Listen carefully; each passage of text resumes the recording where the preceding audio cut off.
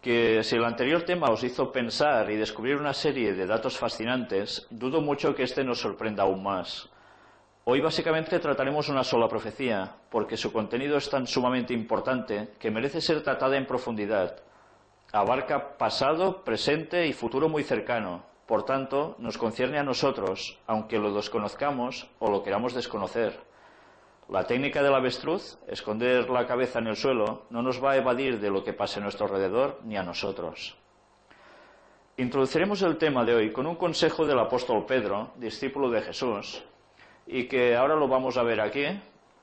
Bueno, es un cuadro, ya veis que evidentemente él no era así, pero vamos a ver lo que nos dice en un texto de 2 de Pedro, capítulo 1, versículos del 19 al 21.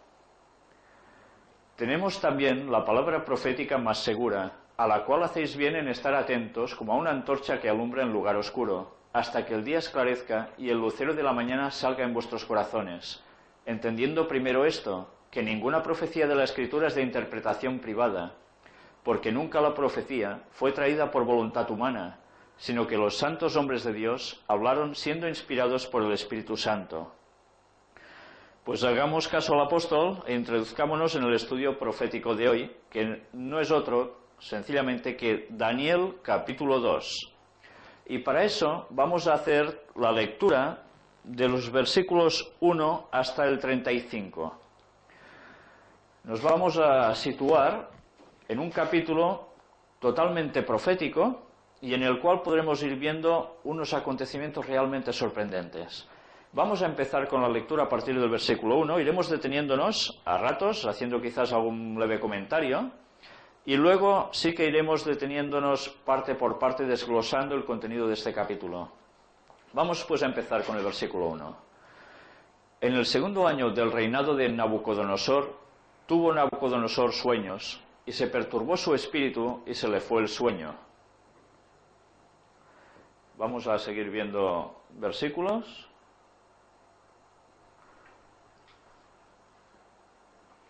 Hizo llamar el rey a magos, astrólogos, encantadores y caldeos, para que le explicasen sus sueños.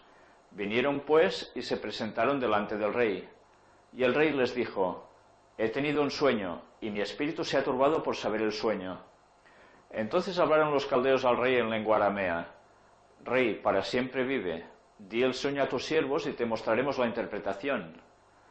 Respondió el rey y dijo a los caldeos: El asunto lo olvidé. Si no me mostráis el sueño y su interpretación, seréis hechos pedazos y vuestras casas serán convertidas en muladares.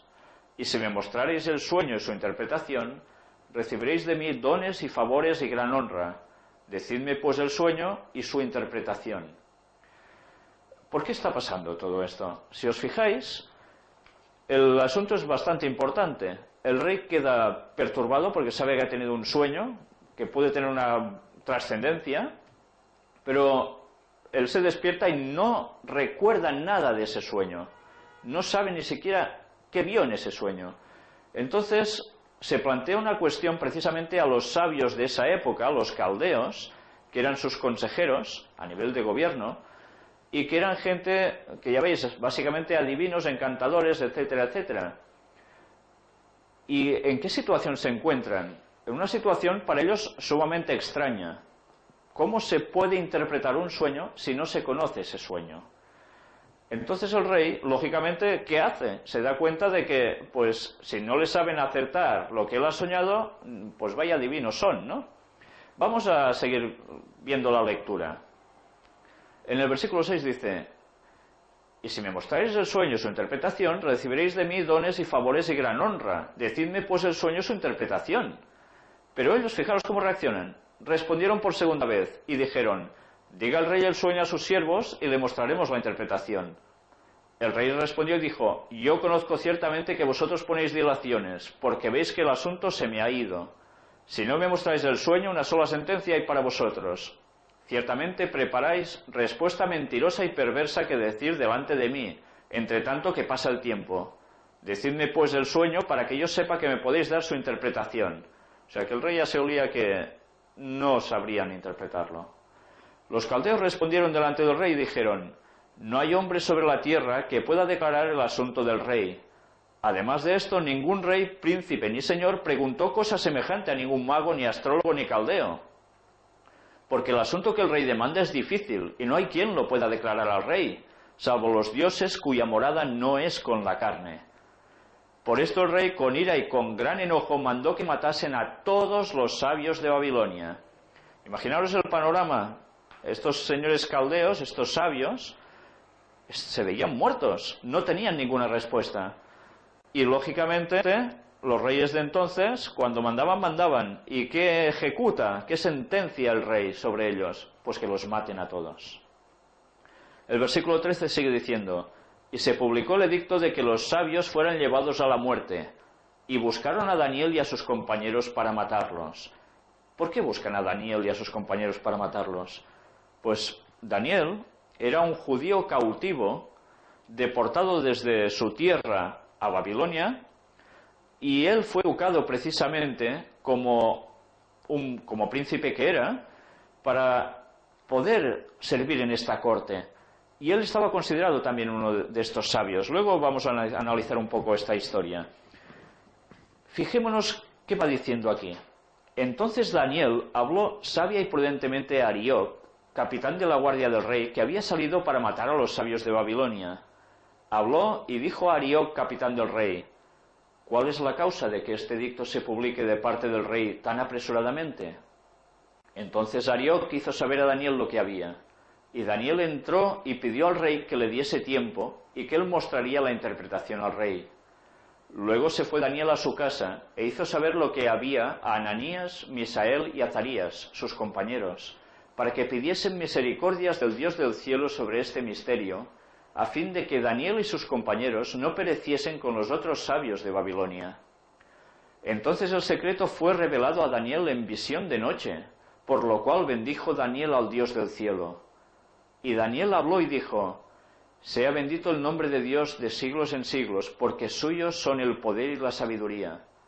Él muda los tiempos y las edades, quita reyes y pone reyes, da la sabiduría a los sabios y la ciencia a los entendidos. Él revela lo profundo y lo escondido, conoce lo que está en tinieblas y con él mora la luz. A ti, oh Dios de mis padres, te doy gracias y te alabo, porque me has dado sabiduría y fuerza, y ahora me has revelado lo que te pedimos, pues nos has dado a conocer el asunto del rey.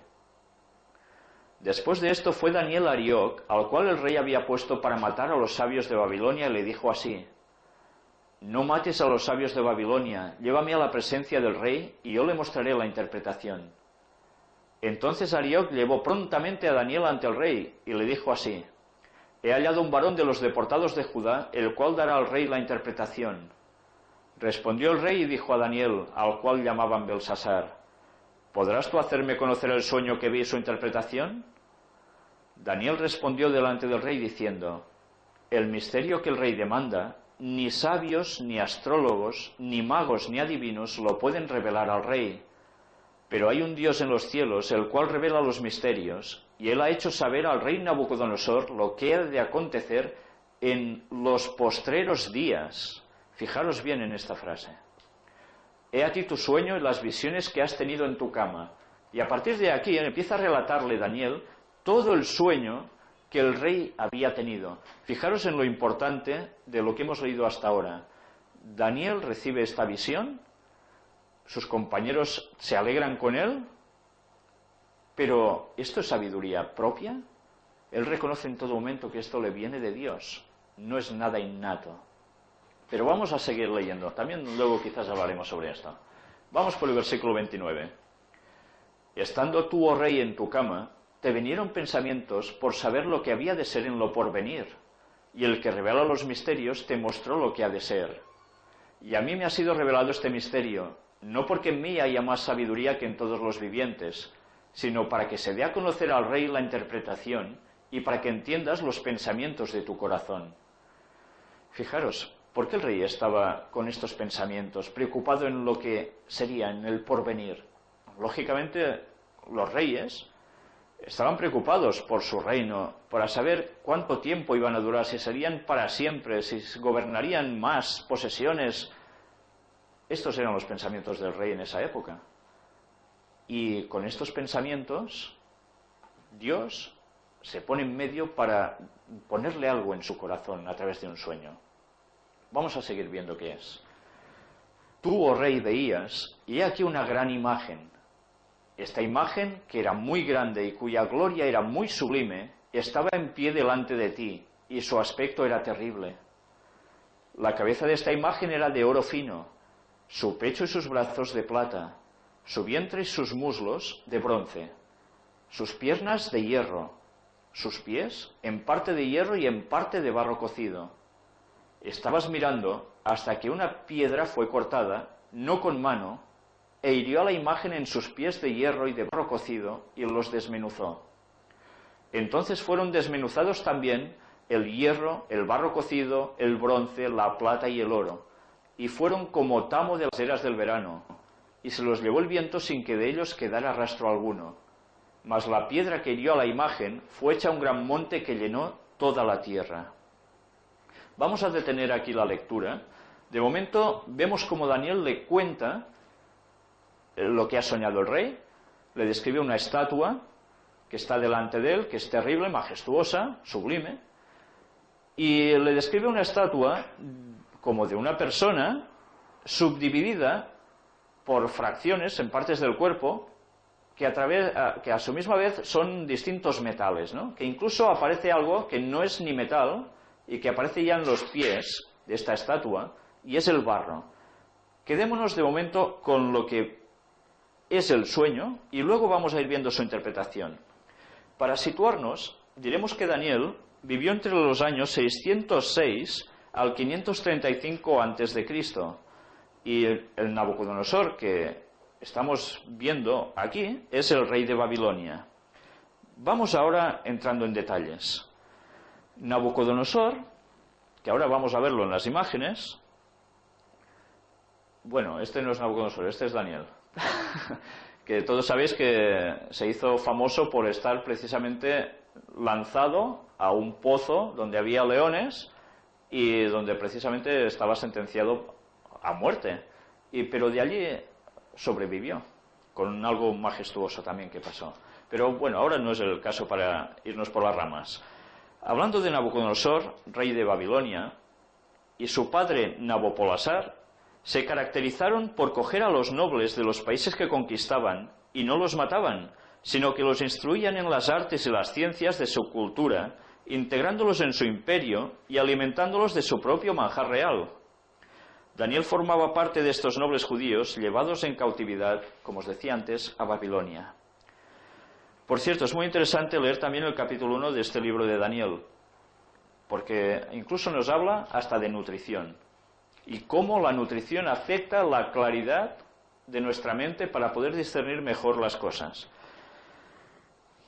Por otro lado, tenemos a los magos, que ahora iremos viendo también quiénes eran, que cumplían con todos los rituales supersticiosos.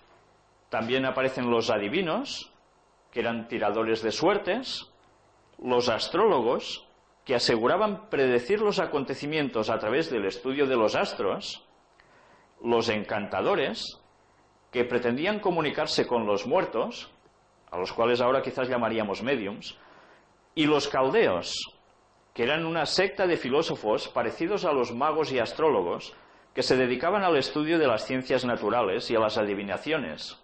Eran videntes. Pero vayamos por pasos. Daniel capítulo 2, versículos 10 y 11. Los caldeos respondieron delante del rey y dijeron: no hay hombre sobre la tierra que pueda declarar el asunto del rey.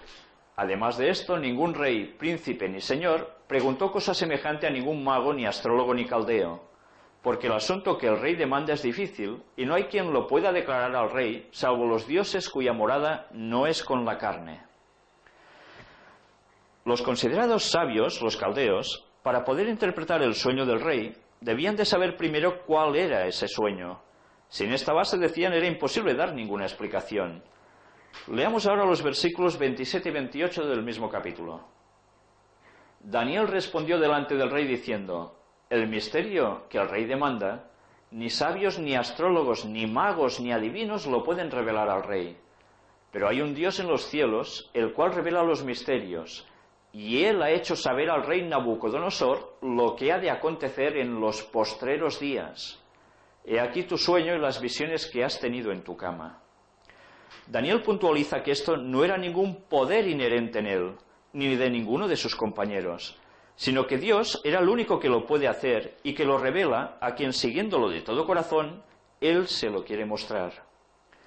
Veamos la sucesión de diversos metales en la figura de la estatua y cuál es su significado. Vamos para eso a leer Daniel capítulo 2, versículos 31 y 32, mientras también estamos viendo aquí la imagen en su subdivisión. Tú, oh rey, veías, y he aquí una gran imagen. Esta imagen, que era muy grande y cuya gloria era muy sublime, estaba en pie delante de ti y su aspecto era terrible. La cabeza de esta imagen era de oro fino, su pecho y sus brazos de plata, su vientre y sus muslos de bronce. Fijémonos precisamente en la cabeza de oro, que sería... ¿Quién sería la cabeza de oro? Dice, cabeza igual a Babilonia, 605 a.C. al 539 a.C., lo que duró este imperio. Por tanto, la cabeza de oro sería Nabucodonosor, que fue el rey de Babilonia, y vemos aquí, precisamente en este mapa, la zona geográfica que abarcaba su dominio. El rey y el reino, en esta parte bíblica, es básicamente sinónimos. Por eso, si hablamos de rey como rey de Babilonia, se está refiriendo también a todo su imperio en trascendencia. Pues ya ves cuáles eran sus dominios.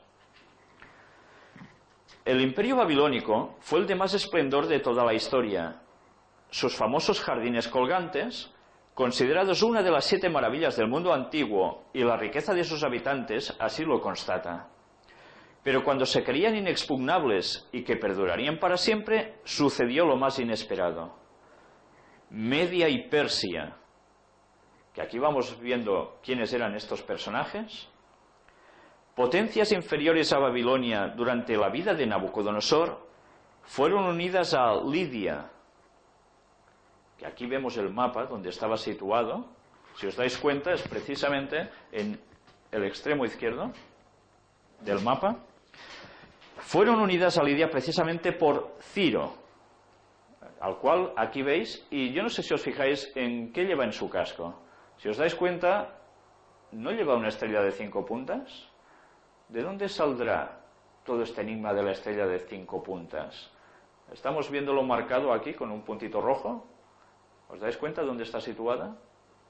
Yo no quiero decir que Ciro estuviera puesto en masonería, ni mucho menos, pero sí que desde esas culturas antiguas todo el tema de la masonería surge y sus símbolos están sacados de esos tiempos.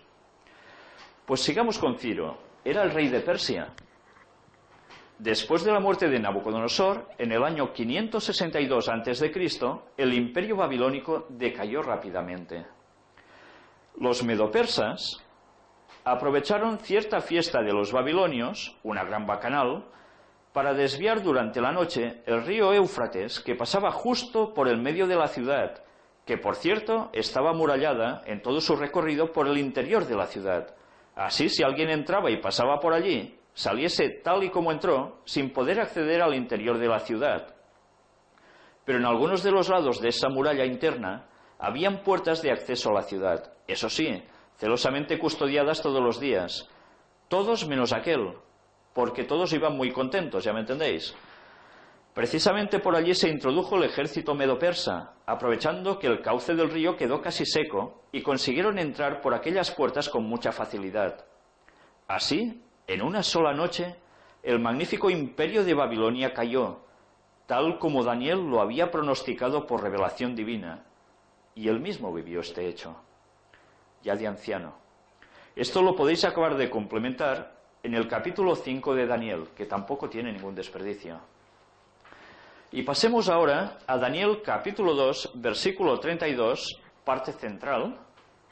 Vamos a ver qué nos ponía aquí. Después de poner la cabeza de esta imagen era de oro fino, ¿qué nos dice? Su pecho y sus brazos de plata.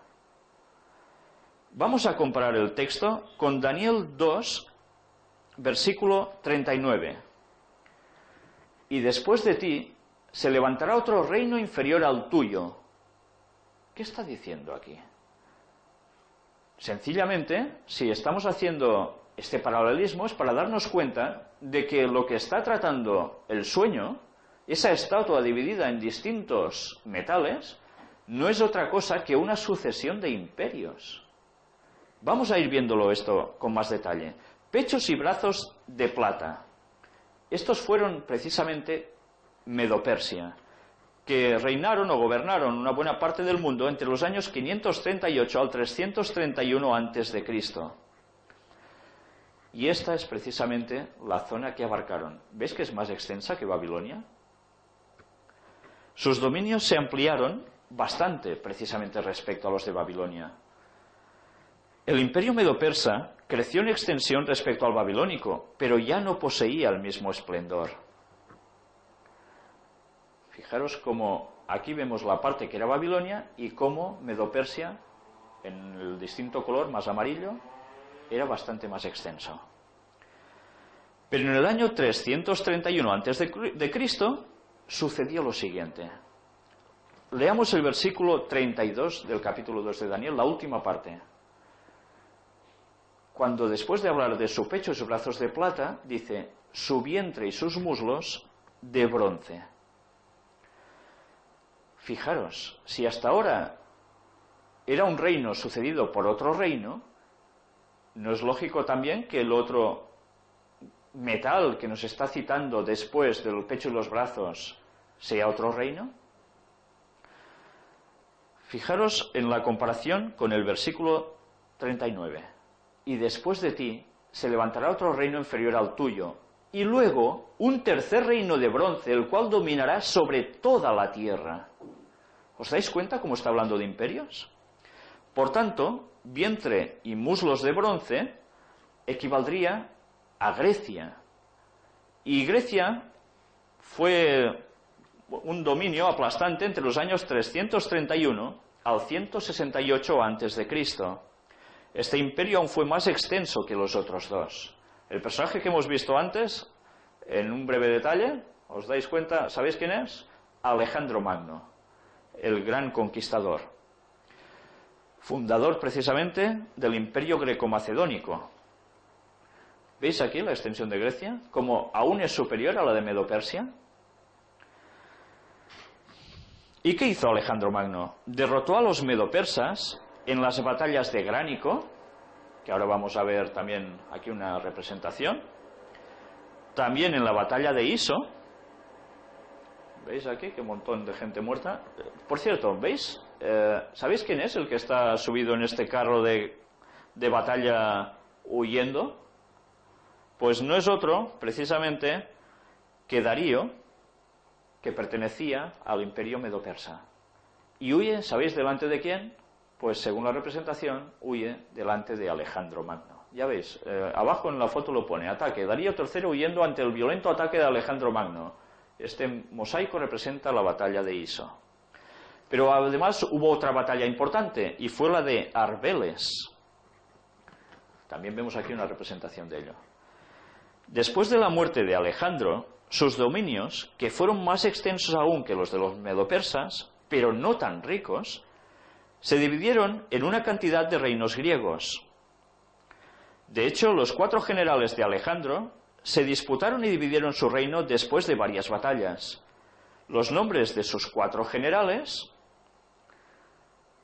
que bueno, aquí veis el momento de su muerte, rodeado de sus generales, fueron Seleuco, que es este personaje, Telémaco, que aparece también aquí, Lisímaco, del cual vemos una moneda, y Casandro, que también aparece aquí.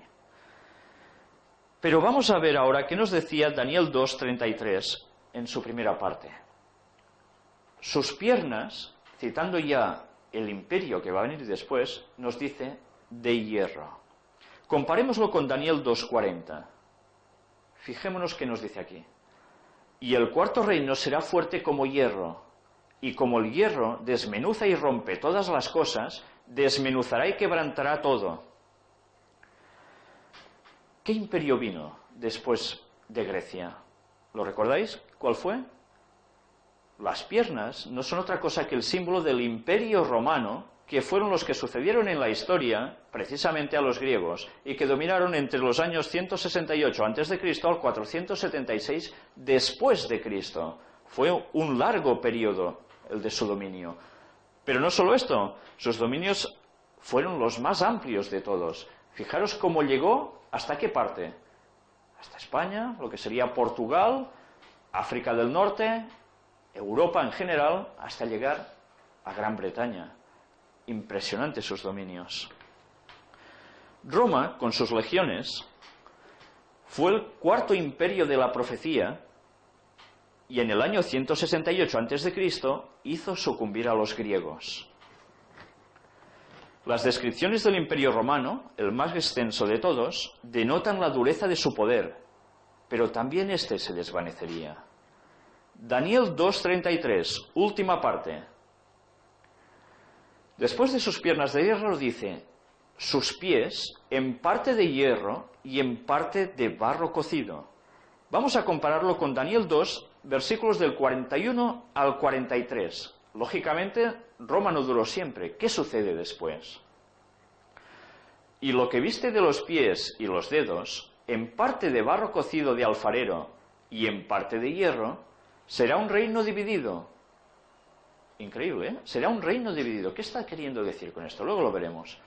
Mas habrá en él algo de la fuerza del hierro, así como viste hierro mezclado con barro cocido. No sé si os habéis fijado, pero ¿os dais cuenta cómo el hierro, representación de Roma, aunque Roma desaparece como imperio, sigue permaneciendo? Aunque ahora mezclado con barro. Luego iremos viendo el porqué de todo esto. El versículo 42 añade, y por ser los dedos de los pies en parte de hierro y en parte de barro cocido, el reino será en parte fuerte y en parte frágil. Así como viste el hierro mezclado con barro, se mezclarán por medio de alianzas humanas, pero no se unirán el uno con el otro, como el hierro no se mezcla con el barro. Entonces, ¿qué son estos pies en parte de hierro y en parte de barro? ¿Qué sucedió al final del Imperio Romano? Aparece la Europa que luego pasó a formar lo que ahora conocemos como tal. Nosotros pertenecemos a este continente y hemos visto como en un principio Europa, y ahora explicaremos un poco su historia, fue una mezcla entre tribus bárbaras que bajaron desde el norte, más los habitantes que ya estaban extendidos por Europa, y de allí van surgiendo las naciones europeas que vamos conociendo todos a través de los años. Vamos viendo cómo las tribus germánicas del norte de Europa, que eran estos bárbaros, que aquí tenemos un dibujito de cómo podían ser, se encargaron, ya veis aquí el mapa de dónde bajaban, anglosajones, francos, vándalos, lombardos, burgundios, etcétera, etcétera, iban bajando del norte de Europa, se encargaron de derribar el último de los grandes imperios. Una vez establecidos en el territorio del imperio, dieron nacimiento a las actuales naciones de Europa occidental, de los cuales ya veis aquí un mapa súper extenso con muchos países diversos. A pesar de todo, hay algo interesante que quiero comentaros. ¿Por qué bajaron los bárbaros desde el norte? No se sabe a ciencia cierta. Unos dicen que quizás era porque pasaba mucho frío y no tenían calefacción, pero bueno, esto no, evidentemente no es la mejor solución a esta incógnita. Pero sí se sabe que bajaron de un modo apabullante, empezaron a guerrear con el Imperio Norte en sus fronteras de la parte romana, y fueron bajando, posesionándose de todos los antiguos territorios romanos. Hay incógnita aún de por qué lo hicieron. Los historiadores no se han puesto de acuerdo y aún no lo saben. El caso es que bajaron y veremos cómo precisamente a través de ellos se da cumplimiento a la profecía. El Imperio Romano no cayó víctima de un solo imperio, sino precisamente por tribus que se fueron coaligando y cogiendo más territorios juntos. ¿Recordáis? Daniel 2:41 decía, será un reino dividido. Esto quiere decir que serían diferentes estados. También decía, en parte fuerte y en parte frágil, decía el versículo 42. O sea que será potente, pero no del todo.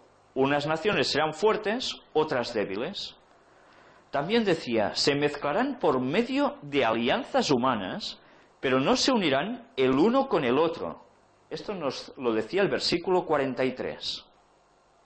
¿Qué es esto de se unirán por medio de alianzas humanas? Pero que no terminarán de unirse el uno con el otro. Vamos a explicar un poco, hacer un repaso de historia. Justiniano, emperador de Oriente en el siglo VI, Carlomagno en el siglo IX, Carlos V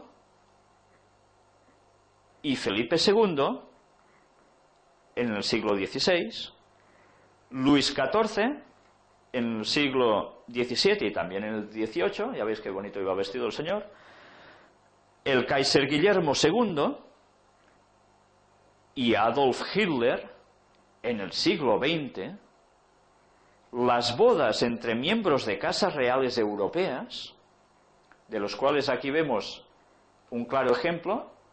¿Sabéis quiénes son? Son los reyes de España. Y durante su boda, bueno, aquí lo vemos en detalle, vamos a preguntarnos, ¿de dónde es el rey Juan Carlos y de dónde es doña Sofía? ¿De dónde son originarios? ¿Don Juan Carlos es nacido de España? No, es italiano. ¿Y doña Sofía? Es griega. ¿Y dónde están mandando? ¿En alguno de esos dos países natales? No, están mandando precisamente en España. ¿Os dais cuenta de cuando se está diciendo por medio de alianzas humanas se estaría intentando unir Europa? Tanto conlleva gente a través de querer imponer por la fuerza militarmente esa unión, que es el repaso de los personajes históricos, como también gente a través de casamientos, de bodas reales, que han hecho desde la Edad Media hasta aquí, bodas con distintas casas reales europeas, para intentar fusionar países distintos, para, a través de alianzas, irse haciendo cada vez más grandes y más juntos. ¿Pero se ha conseguido unir Europa? Ha habido más intentos. La Comunidad Económica Europea, la CEE, que luego fue transformada precisamente en la Unión Europea. Aquí vemos precisamente cómo se llamó Comunidad Económica Europea originariamente, o el Mercado Común Europeo. Vemos los países firmantes. Esto no llegó a fraguarse del todo, fue una derivación hacia la actual Unión Europea, de la cual aquí vemos precisamente los países que pertenecen actualmente, más unos candidatos a entrar en esta Unión Europea.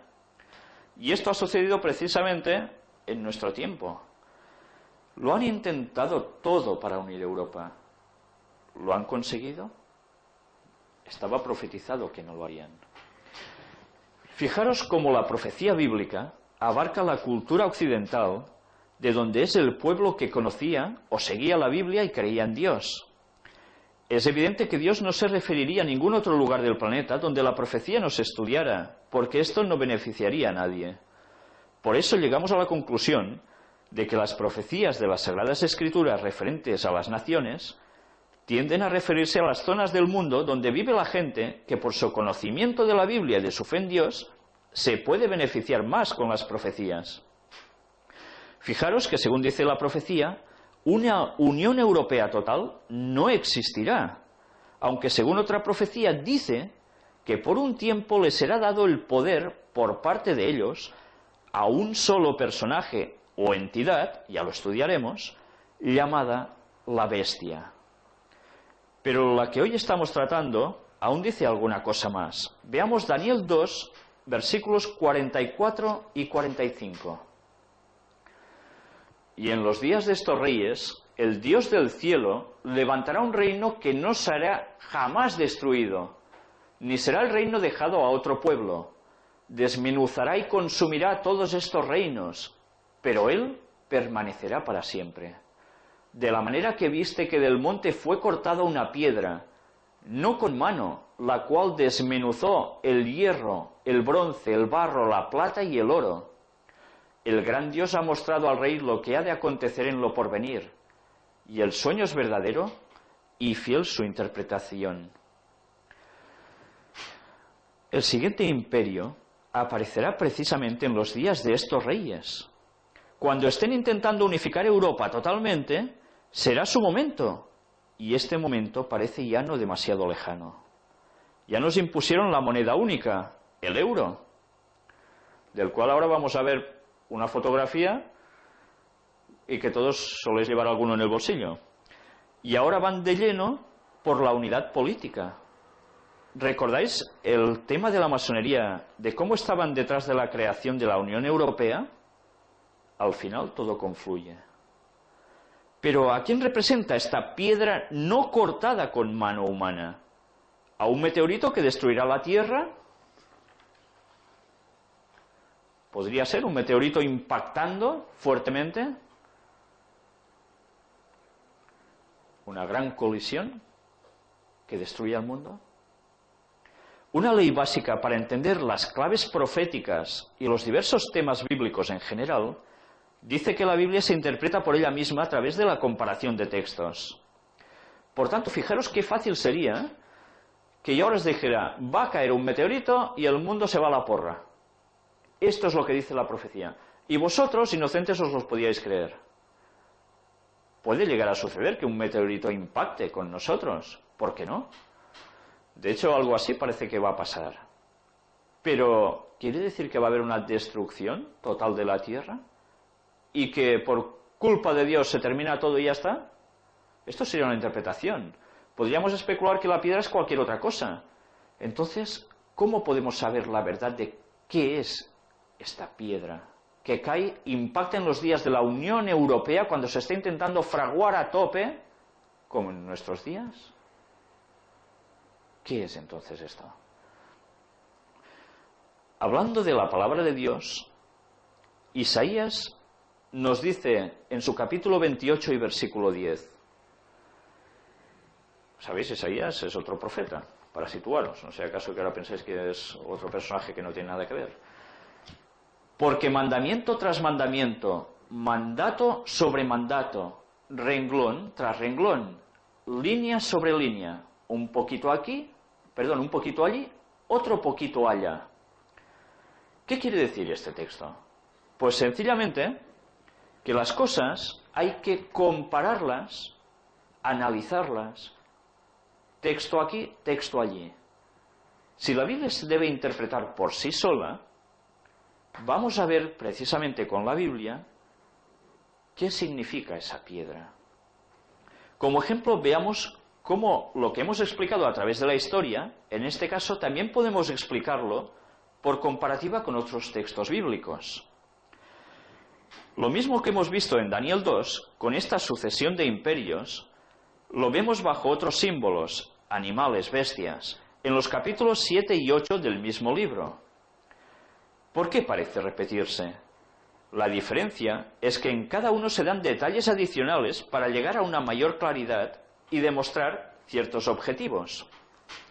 Veamos una comparativa resumida de estos tres capítulos, el 2, el 7 y el 8.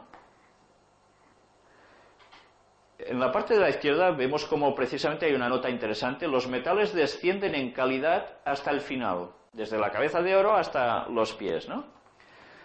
Daniel 2, escrito aproximadamente sobre el año 603 a.C. Daniel 7, escrito en el año 553 a.C. Han pasado unos años. Y Daniel 8, escrito en el año 551 a.C. Si vemos en comparativa, si leyeseis estos capítulos, os daríais cuenta que en Daniel 2 aparece la cabeza de oro en versículos 32 y 38, y en Daniel 7 aparece como león con alas de águila. ¿Quiere decir lo mismo? Aquí vemos una representación de lo que podía ser. ¿Qué significa un león con alas de águila? El león es símbolo de Babilonia. Jeremías 50, versículos 44 y 45 nos dice: He aquí que como león subirá de la espesura del Jordán a la morada fortificada, porque muy pronto le haré huir de ella, y al que yo escoja la encargaré, porque ¿quién es semejante a mí? ¿Y quién me emplazará? ¿O quién será aquel pastor que podrá resistirme? Por tanto, oíd la determinación que Jehová ha acordado contra Babilonia y los pensamientos que ha formado contra la tierra de los caldeos, sinónimo de Babilonia. Ciertamente a los más pequeños de su rebaño los arrastrarán y destruirán sus moradas con ellos. Alas son símbolo de velocidad en sus conquistas. Habacuc 1, del 6 al 8 dice: Porque he aquí yo levanto a los caldeos, nación cruel y presurosa, que camina por la anchura de la tierra para poseer las moradas ajenas. Formidable es y terrible, de ella misma procede su justicia y su dignidad. Sus caballos serán más ligeros que leopardos, y más feroces que lobos nocturnos, y sus jinetes se multiplicarán. Vendrán de lejos sus jinetes, y volarán como águilas que se apresuran a devorar. Por tanto, si las alas son velocidad en las conquistas, las alas arrancadas, ¿qué van a significar? Pues que esas conquistas aflojan. Cuando se escribió el capítulo 8, Babilonia ya había sucumbido. Por eso, si os fijáis en el recuadro, el profeta ya no lo cita, ya era en pasado. Luego vamos a ver algo más. Pecho y brazos de plata, en el capítulo 2. En el capítulo 7, equivalente a oso más alzado de un lado que de otro, y con 3 costillas en la boca, y con órdenes de devorar mucho. Más o menos sería esto lo que pudo ver el profeta. Vamos a ver, ¿qué significa este oso más levantado de un lado que de otro, y con 3 costillas entre los dientes, devorando mucha carne? Los medos y los persas eran 2 pueblos unidos por parentesco, pero uno, los persas, era más poderoso que el otro, los medos, de ahí que se alzara más de un lado que del otro. Las 3 costillas fueron 3 naciones a las que subyugó, y así lo cuenta la historia: Babilonia, Lidia y Egipto. En el capítulo 8 de Daniel aparece carnero de 2 cuernos, uno más grande que el otro. Y bueno, aquí vemos más cosas en este dibujito. Fijaros también en el que aparece en el lado izquierdo, que hace un ataque frontal contra esta bestecita de 2 cuernos de la que hemos hablado ahora. Símbolo de Medo-Persia. Vamos a ver la continuación. Vientre y muslos de bronce. En el capítulo 2 significaban Grecia. En el capítulo 7 aparecen como leopardo con 4 alas y 4 cabezas. Más o menos esto. ¿Y qué más? Las 4 alas significarían pues más velocidad de conquistas, porque hay más alas. ¿Y las 4 cabezas? Pues son los 4 generales de Alejandro Magno que se repartieron el imperio. Por cierto, las espadas de ellos eran de bronce. Y aquí tenemos una muestra de todo ello. Vamos a seguir avanzando. Era interesante este detalle. En el capítulo 8 de Daniel, ¿podemos volver un momento atrás? Fijaros, después de esto. Carnero de 2 cuernos, uno más grande que el otro, nos decía, en el capítulo 8, un poco más abajo: macho cabrío, con un cuerno notable que no tocaba tierra, y velocísimo lo embiste. Ahí tenemos al macho cabrío. ¿Y quién es ese cuerno notable? El rey primero de Grecia fue Alejandro Magno. 200 años antes de Daniel, los macedonios se llamaban Egedas o pueblo de las cabras. Es curioso cómo la profecía retoma precisamente este distintivo para aplicárselo a ellos en profecía. Y aquí vemos una moneda de Alejandro Magno y ¿veis este cuerno que ostenta en este lado de la cara? Es curioso.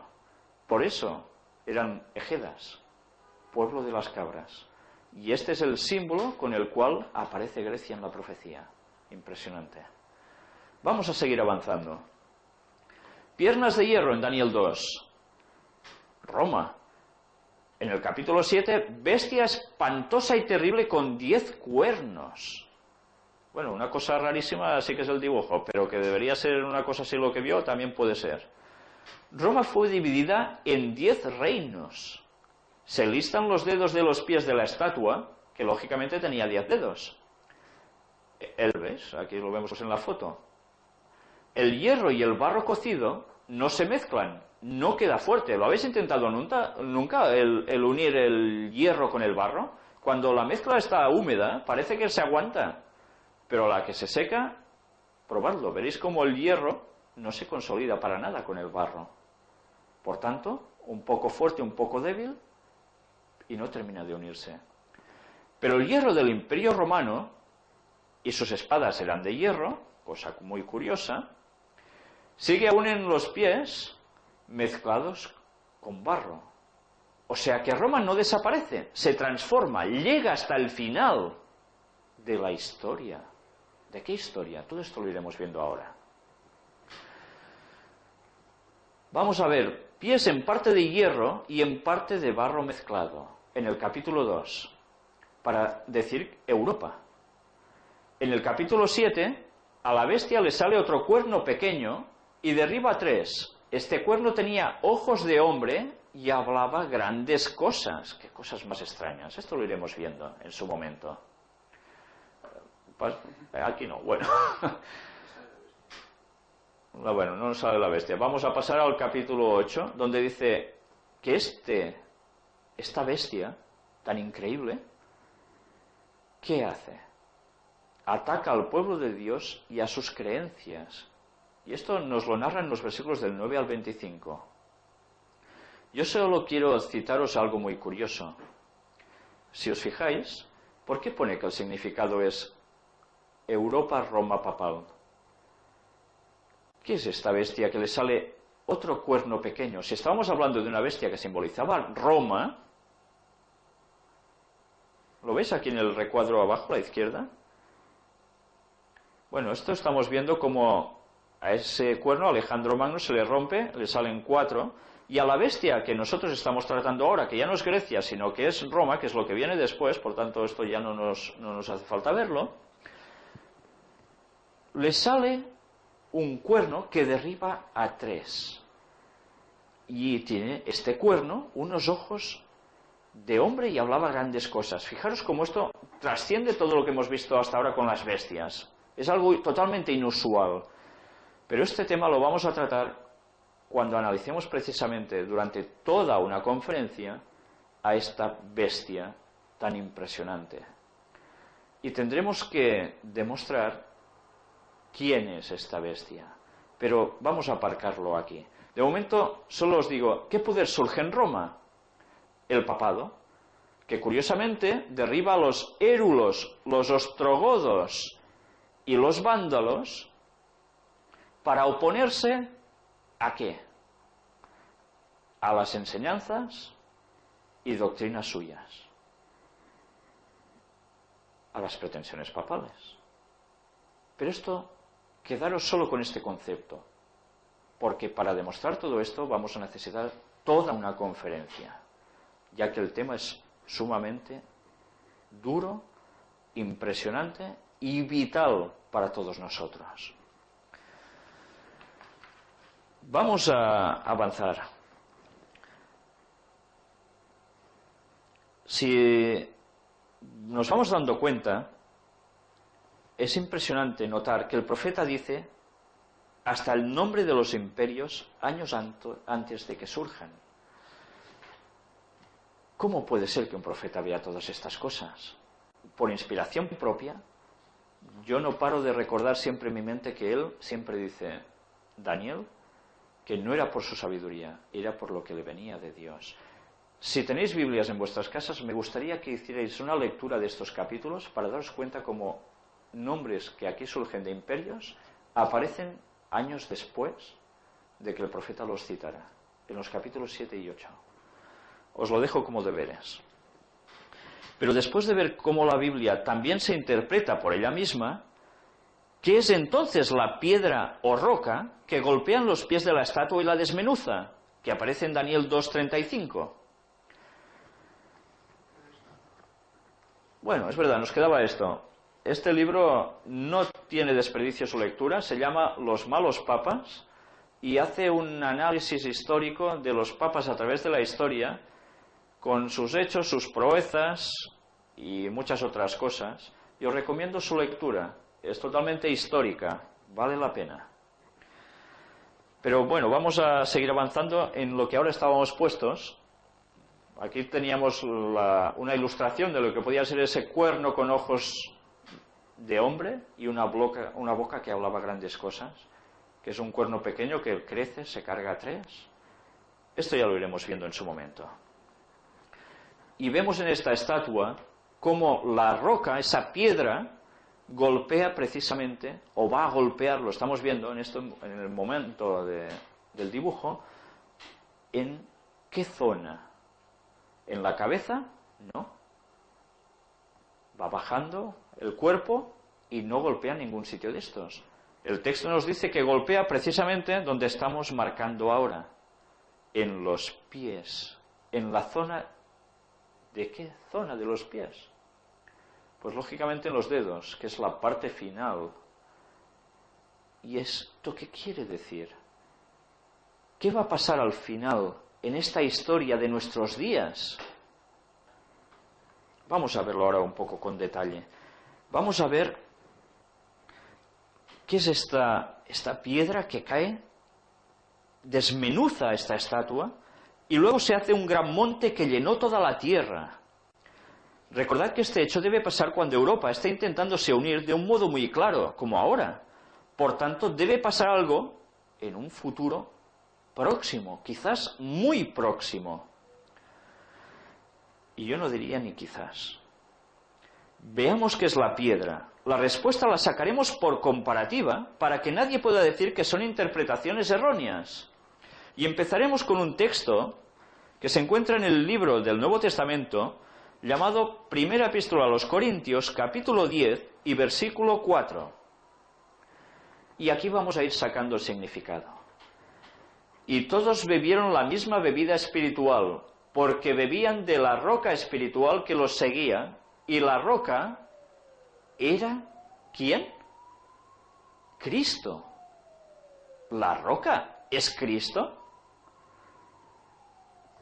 Podríamos sacar este texto de contexto, pero si os sitúo, aquí nos está hablando de cómo precisamente el pueblo de Israel, cuando salió de Egipto y cruzaba el desierto, estaba siendo mantenido por un poder sobrenatural, y además bebieron de una roca que fue golpeada por Moisés, de la cual salió agua y bebió todo el pueblo, una gran muchedumbre, y que era símbolo de alguien.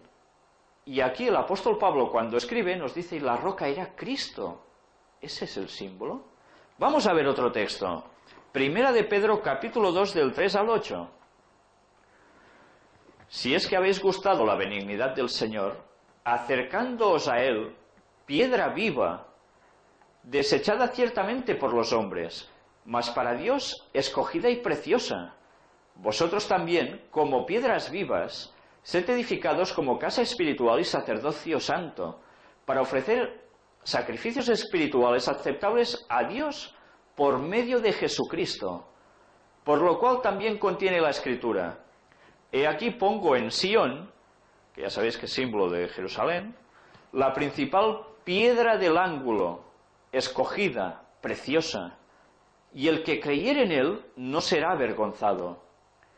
Para vosotros, pues, los que creéis, él es precioso, pero para los que no creen, la piedra que los edificadores desecharon ha venido a ser la cabeza del ángulo, y piedra de tropiezo, y roca que hace caer, porque tropiezan en la palabra, siendo desobedientes, a lo cual fueron también destinados. ¿Qué estamos viendo aquí en este texto? Nos está haciendo una descripción de una piedra angular sobre la cual se construía un edificio antiguamente. No era como ahora, en los cuales hay fundamentos, donde se cimenta con hormigón, se levanta todo un edificio. No, no, antes se elegía una piedra angular en la cual reposaría todo el edificio. Esa piedra era precisamente la ideal para poder soportar toda esa enorme estructura. Y era una piedra básica. Si esa piedra buena era rechazada y se escogía otra, no tan, diría yo, esencial, básica para poder levantar ese edificio encima, el edificio peligraba y se podía caer todo. La base sería mala. ¿Y aquí a quién está haciendo referencia el apóstol cuando escribe esto? Pues sencillamente a Jesucristo, que apareció ¿dónde? En Sion, en el pueblo de Palestina, en Israel, en Jerusalén. Y del cual los propios judíos, ¿qué hicieron con él? ¿Lo aceptaron como el Mesías? Lo rechazaron. Y aquí nos dice que Jesucristo es el símbolo, otra vez, de piedra. Vamos a ver otro texto. Hechos 4, los Hechos de los Apóstoles, capítulo 4, versículos 11 y 12. Este Jesús es la piedra reprobada por vosotros los edificadores, la cual ha venido a ser cabeza del ángulo, y en ningún otro hay salvación, porque no hay otro nombre bajo el cielo dado a los hombres en que podamos ser salvos. Otra vez más, ¿tengo que dudar yo de que esto vuelva a suceder? ¿Sabéis? Esta profecía incluso no cita nada del nacimiento de Jesús. ¿Habéis visto que hemos pasado por el Imperio Romano y en ningún momento hemos percibido un detalle especial? Pero sí, en cambio, el profeta trasciende el tiempo y va hasta el fin de los tiempos, donde aparece Jesucristo interviniendo en la historia de la humanidad de un modo drástico, final. ¿Qué importancia tan grande debe tener esto? Que incluso la venida del Mesías por primera vez no sea citada y en cambio sí sea su segunda venida. Aunque hay profecías que hablaban del nacimiento de Jesús. Sería interesante tener todo un tema al respecto. Fijaros como precisamente hay una cosa curiosa, antes nos lo he dicho, el libro bíblico de los Salmos está plagado de referencias que hablan de la roca como este Mesías, como este Salvador, ¿no? Vamos a ver si Jesús regresa pronto. Esto lo iremos viendo en los temas subsiguientes. Pero de hecho, solo con esta profecía tendríamos bastante para estar centrados. Solo quiero que sepáis una cosa. De la segunda venida de Cristo, en la Biblia, en los textos proféticos, se habla hasta la saciedad. Muchísimos textos hablan de ello. ¿Y vosotros oís a la gente que lo comente en algún sitio? Cuando oís que salen adivinos, encantadores o demás personas por televisión, en radio, adivinando, ¿citan jamás este evento? El quinto reino universal no será humano, será el reino de Cristo, instaurado por Dios y del cual serán súbditos todos los que hayan aceptado el divino plan de salvación que Él ofrece. Pero volverá como infante, como niño nacido en pesebre y maltratado y asesinado otra vez. Vamos a ver qué nos dice también uno de sus discípulos, Juan, desterrado en la isla de Patmos para que se muriera allí, en el libro por excelencia profético, conocido por muchos, aunque desconocido totalmente en su contenido, que es el de Apocalipsis, capítulo 11 y versículo 15. El séptimo ángel tocó la trompeta y hubo grandes voces en el cielo que decían: los reinos del mundo han venido a ser de nuestro Señor y de su Cristo, y Él reinará por los siglos de los siglos. Vendrá en calidad de soberano, que reinará para siempre. Como os decía, hay varias profecías que vaticinan el regreso de Jesús, y entran en todo lujo de detalles. Si las queréis conocer, sabréis cómo y cuándo va a pasar este extraordinario hecho, porque para que esto pase, deben pasar algunas otras profecías primero. Y unas cuantas ya están pasando. Ya lo hablaremos. Pero recordad que alguien, como vimos en anteriores charlas, va a venir simulando ser Jesús, y hará caer a todas las religiones y denominaciones que esperan a un Mesías Salvador y Redentor en su magnífico engaño.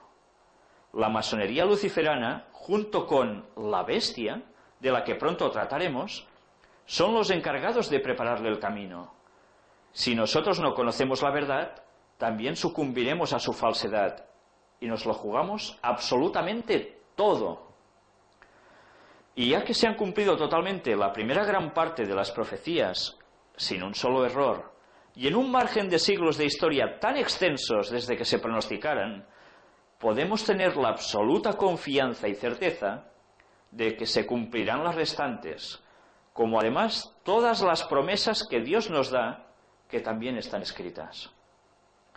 Pero escuchad ahora la introducción a la Biblia, edición de estudio, traducción interconfesional en catalán, editada por las Sociedades Bíblicas Unidas en Barcelona en 1993, y donde precisamente esta Biblia es el resultado de un trabajo conjunto llevado a cabo por cristianos de diversas confesiones.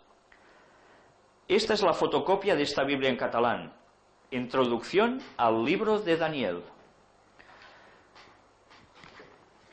Si vamos desglosando un poco, para no leeroslo todo, nos está citando algo muy interesante. Os lo iré traduciendo.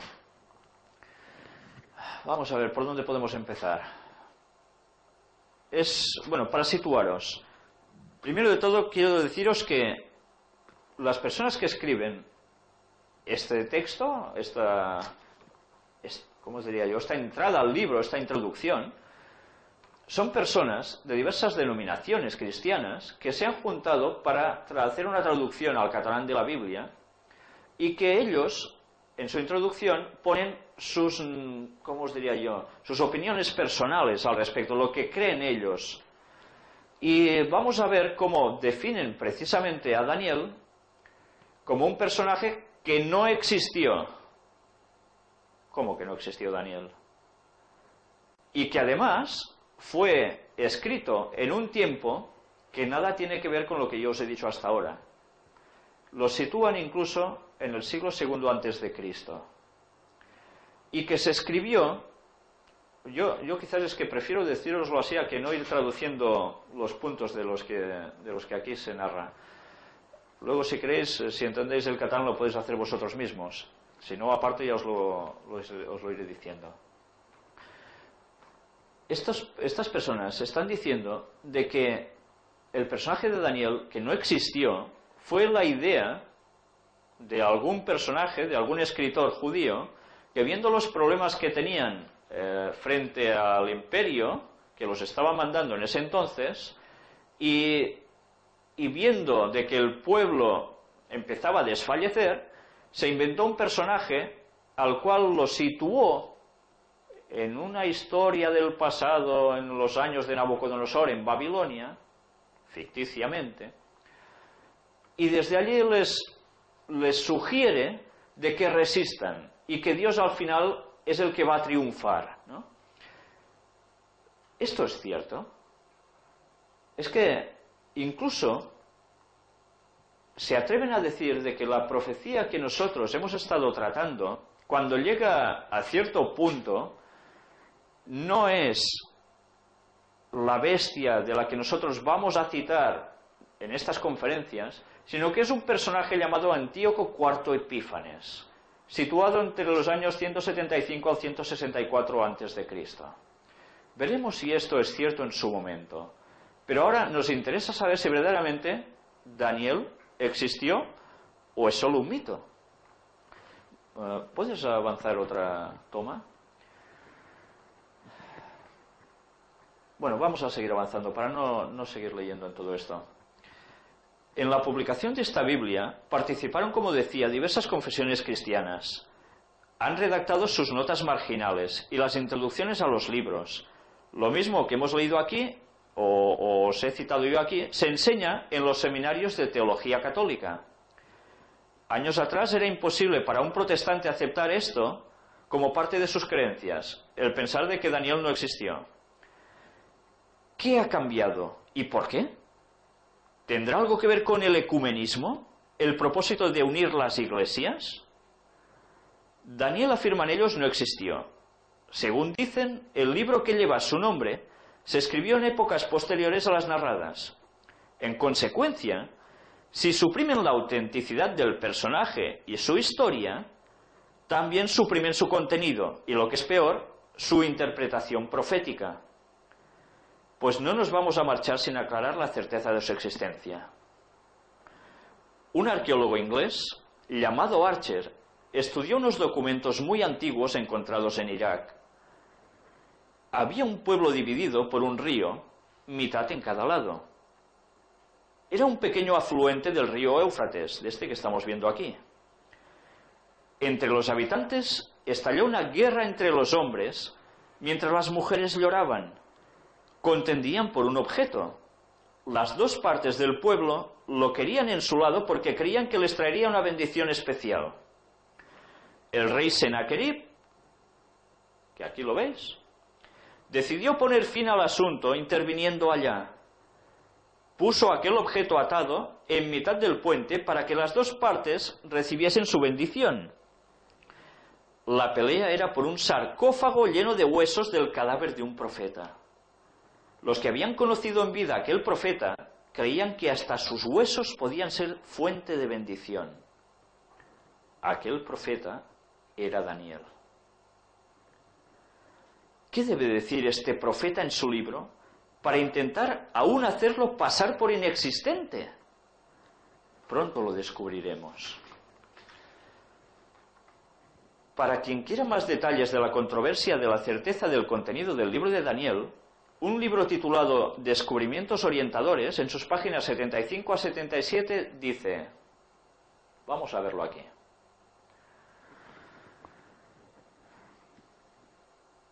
Entre los ataques insistentes de los críticos que se ensañaron contra las Sagradas Escrituras están los que se han dirigido al libro de Daniel. Pretendían que, en lugar de haber sido escrito en el siglo VI a.C., habría sido preparado varios siglos después, en los días de Antíoco Epífanes, un seleucida. Entre los argumentos que esgrimieron con denuedo, figuran en lugar prominente las palabras griegas que aparecen en el texto y el hecho de que se mencione a un tal Belsasar como rey de Babilonia cuando dicha ciudad fue conquistada, personaje que no figuraba para nada en los fragmentos del historiador Beroso que alude a esos acontecimientos. Felizmente esas conjeturas gratuitas han sido refutadas por los descubrimientos arqueológicos. Los críticos señalaban 4 palabras griegas en el libro bíblico de Daniel, que querían decir guitarra, arpa, cornamusa y sapca. Esta última palabra fue eliminada porque se trataba de un instrumento musical que, según Estrabón, es de origen sirio. ¿Cómo aparecían esas palabras griegas en el libro de Daniel? El problema fue resuelto al comprobarse por medio de la inscripción griega de la primera parte del siglo VI a.C. en Abu Simbel, Alto Egipto, y por las últimas inscripciones del rey Sennacherib, que hacia el año 700 a.C. fueron llevados a Mesopotamia muchos cautivos griegos. ¿Qué hay de sorprendente en el hecho de que los griegos dieran a conocer sus instrumentos musicales por sus nombres en los lugares donde estuvieron cautivos? Para mayor abundamiento de pruebas, hace pocos años el arqueólogo C.L. Woolley quedó sorprendido al exhumar de las ruinas de la ciudad de Carquemis un escudo jónico de grandes dimensiones que perteneció a un soldado griego.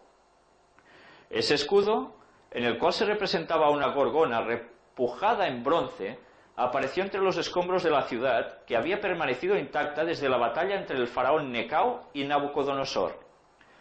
Esto demostró que el rey que llevó en cautiverio a Daniel y a otras personas de la familia real desde Palestina a Babilonia, también pudo llevar como cautivos a los soldados griegos que servían como mercenarios al faraón Necao, que siguió al respecto la práctica de su padre. Voltaire escribió con menosprecio respecto al libro de Daniel, porque mencionaba a Belsasar, que nunca había existido. Por cierto, Voltaire era masón. Sin embargo, Daniel declaraba que había conversado con Belsasar, que éste le ofreció el tercer lugar en el reino y que Babilonia fue conquistada mientras Belsasar estaba celebrando un gran festín. Las listas de monarcas babilónicos conocidas hasta entonces terminaban con Nabonido, pero las inscripciones exhumadas demostraron que Nabonido residió durante varios años en Teima, Arabia. ¿Quién presidía mientras tanto los actos de gobierno en Babilonia? Todo quedó resuelto al ser descifrada por Opert una inscripción de Nabonido en la cual se refiere a Belsar Asur, el vástago de mi corazón, mi hijo primogénito, en favor del cual invoca la protección de la gran divinidad. Durante las excavaciones arqueológicas realizadas en Babilonia bajo la dirección de R. Coldewey hasta el año 1917, se descubrieron numerosas tabletas con signos cuneiformes en las cuales se menciona Belsasar. Las traducciones de las mismas, publicadas por R. P. Dougherty en 1929, demuestran claramente que Nabonido confió el trono a su hijo Belsasar, quien, como lo indica el libro bíblico de Daniel, era el segundo en jerarquía dentro de Babilonia. Ya veis cómo la arqueología no hace nada más que dar pruebas de la existencia de lo que este libro está citando. Entonces, ¿a quién le debe interesar tanto que Daniel no haya existido? ¿A quién le debe interesar tanto que el contenido del libro de Daniel no sea cierto? ¿No será que lo que allí pone puede cambiar la perspectiva de las personas que lo lean? Yo estoy convencido de que sí. Fijaros precisamente en un texto escrito por el apóstol Pablo en Primera de Tesalonicenses, capítulo 5 y versículo 20. Es todo un consejo. No menospreciéis las profecías. Y esto es lo que nosotros no debemos hacer jamás, menospreciarlas. Solo estudiando las profecías a fondo nos vamos a dar cuenta de que hay algo más, cosas que ni se nos dicen siquiera, y que señalan el segundo retorno de Cristo, la venida de Jesús en nuestros días. ¿Puede ser lo que nos dice Daniel 2? Hay más profecías que dan más detalles al respecto para saber en qué momento de nuestros días va a aparecer el Mesías. Pero recordad, alguien trabaja para preparar el terreno a Satanás, a Lucifer, haciéndose pasar por Jesús antes de que el verdadero venga. No debemos olvidar este detalle. Y vamos a saber quiénes trabajan para esto. Antes dijimos, y hemos ido descubriendo, cómo lo hacían las sociedades secretas, la masonería luciferana. Pero hay otros poderes de los cuales la Biblia nos habla muy en detalle y nos advierte, porque ellos van a hacer precisamente que eso sea un hecho, y nosotros debemos saberlo para que no nos coja desprevenidos.